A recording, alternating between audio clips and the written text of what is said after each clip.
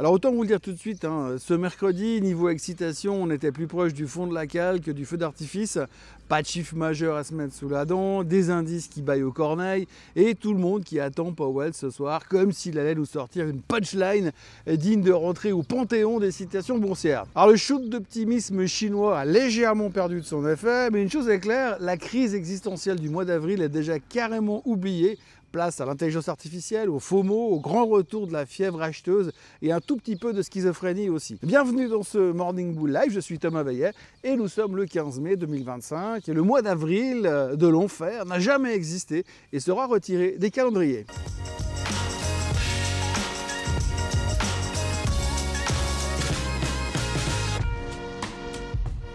Alors avant toute chose, ce que vous allez entendre et voir dans cette vidéo n'est pas un conseil financier, c'est mon avis, mon analyse et parfois mon humeur du jour. Par contre, si vous voulez comprendre la bourse, là, vous êtes au bon endroit. Alors en Europe, on était en mode veille, hein. Pas d'énergie, pas de catalyseur, le CAC reculait de 0,47, le DAX reculait de 0,47 et la Suisse baissait de 0,27. Le luxe prend cher, LVMH, Kering, L'Oréal, tout le monde trinque. Pourquoi?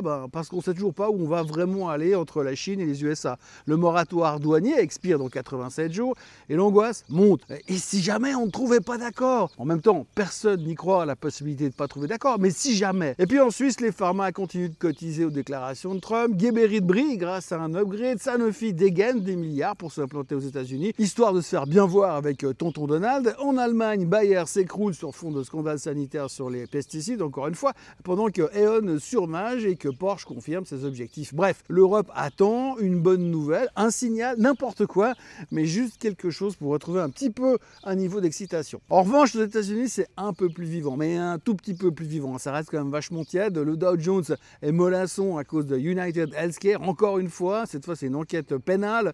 Le S&P 500 grappille 0,1%. Mais c'est sur le Nasdaq que ça devient vraiment sexy parce qu'il s'offre une 6e séance de hausse consécutive avec un joli plus 0,7%. Tout ça parce que l'IA est de retour et pas pour faire de la figuration carrément. Hein. Le sujet avait disparu depuis février, éclipsé par les drames douaniers. Mais maintenant, c'est reparti comme en 40. Le Nasdaq a pris 28% en 5 semaines. On est en FOMO niveau Ligue des Champions, on est à 2 doigts de vendre nos reins pour acheter du Nvidia, les semi-conducteurs sont en feu, tout le monde pense qu'on vient de découvrir le miracle technologique. Et la vedette du moment là, c'est Supermicro Computer, 16% après un deal de 20 milliards avec les Saoudiens de Datavolt.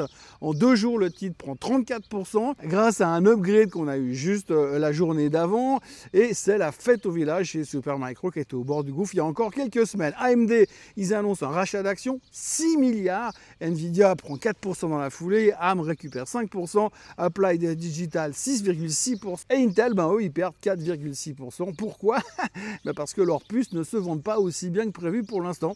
C'est ballot. En bonus, le S&P 500, le Nasdaq et le SOX repassent tous au-dessus de leur moyenne mobile des 200 jours. Même le Dow Jones y serait au conditionnel. Mais ça, c'est si UNH n'avait pas tout foutu en l'air.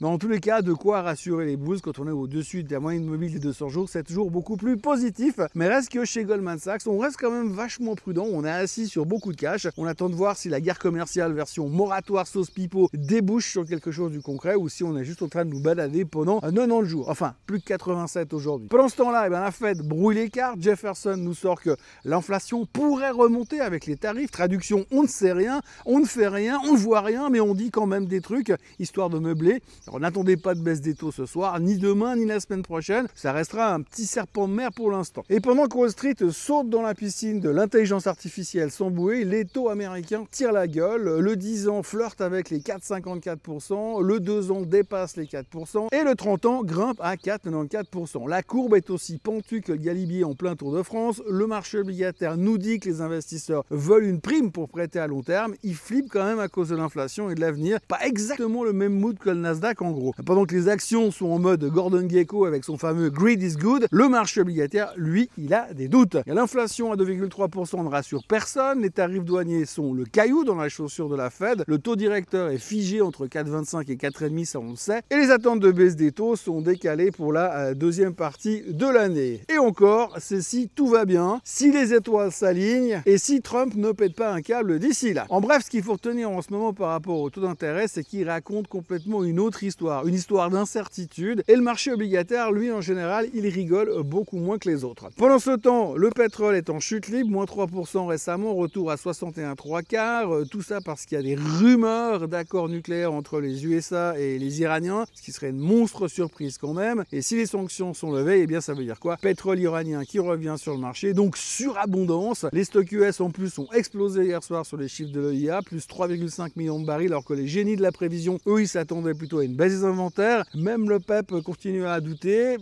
Du coup, ils se demandent comment ils vont garder les prix du pétrole à un certain niveau. Et l'or, eh bien, il perd son éclat. L'once rebond. Et l'or, lui, il perd son éclat. L'once retombe à 3150 $ parce que les taux montent et que l'or, sans stress, eh bien, ça brille beaucoup moins bien et beaucoup moins longtemps. Le Bitcoin, lui, il est dans l'embuscade toujours à 103 000 $. Tranquille, il attend juste son moment. Et puis alors, hier soir, on a eu le retour du Jedi et Cisco est de retour. On pensait Cisco parti à la retraite avec ses vieux routeurs, mais non du tout. Les mecs, ils reviennent comme des chefs, portés par l'intelligence artificielle, 14,1 milliards de chiffre d'affaires, plus 11%, bénéfices au-dessus des attentes et plus d'1 milliard de commandes sur l'IA déjà dans la poche. Objectif pour le prochain trimestre, entre 14,5 et 14,7 milliards de chiffre d'affaires. L'action prend 3% after close. Champagne chez Robbins, le patron, et en bonus, le CFO se casse.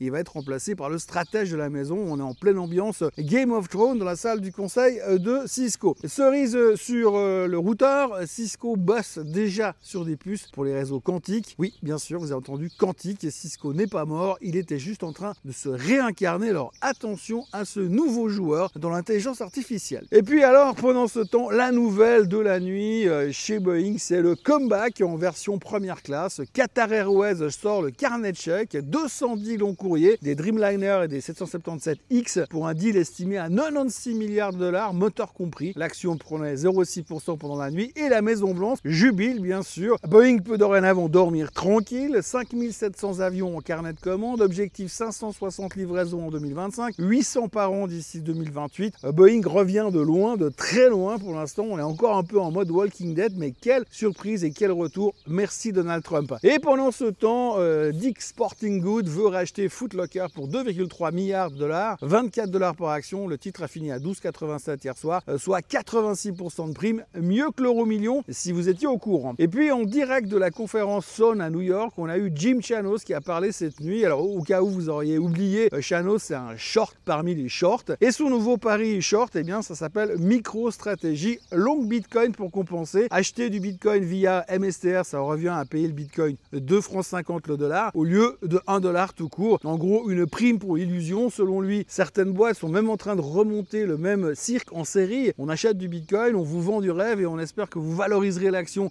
comme celle de Saylor. Il appelle ça complètement ridicule et il short. Donc il short MicroStrategy et achète du Bitcoin, du brut, du vrai digital pour jouer le rapprochement entre les deux produits, si on peut s'exprimer ainsi. Et si l'on doit résumer ce qui se passe sur le marché en ce moment, eh bien le marché est euphorique sur l'intelligence artificielle, schizophrène sur les taux, confus sur les tarifs et prudent sur l'inflation. On avance dans le brouillard avec un altimètre qui est complètement détraqué pour le moment, mais en attendant, les investisseurs sont de retour en mode invincible. Le bull market fait son comeback. Avril, quel mois d'avril? On n'a jamais entendu parler du mois d'avril. Il reste juste à voir maintenant si Powell va nous balancer une bombe ce soir, mais pour être franc, personne n'y croit. En attendant, on se laisse porter et Trump continue de vendre des deals comme s'il vendait des savonnettes en porte-à-porte. L'Amérique serait-elle en passe de redevenir great again? Allez savoir. En tous les cas, pendant que Trump vend l'Amérique en kit, eh bien c'est le Qatar qui signe des bons de commande à tire-larigot. En escale à Doha, Donald Trump a sorti le carnet à spirale pour les commandes, 243,5 milliards de $ de deals annoncés avec le Qatar et en bonus une promesse floue quand même de pousser jusqu'à 1200 milliards histoire de faire rêver les foules et les algorithmes de Wall Street. Au-delà de Qatar Airways qui claque 96 milliards pour la plus grosse commande de long courrier jamais vue de l'histoire, Raytheon empoche 1 milliard pour des systèmes anti-drones et General Atomics encaisse 2 milliards pour des MQ-9B, des drones justement pour ceux qui sont pacifiques. Le MQ-9 c'est le drone militaire longue portée version deluxe du fameux Reaper de General Atomics, le genre de bestiole volante qui ne cligne jamais des yeux, ne dort jamais et peut te surveiller pendant 40 heures d'affilée sans broncher. Donc il y en a un qui vend les systèmes anti-drones et l'autre qui vend les drones. Et puis c'est pas tout parce que le voyage de Trump c'est aussi plus de 28 milliards de contrats de défense en des préparations avec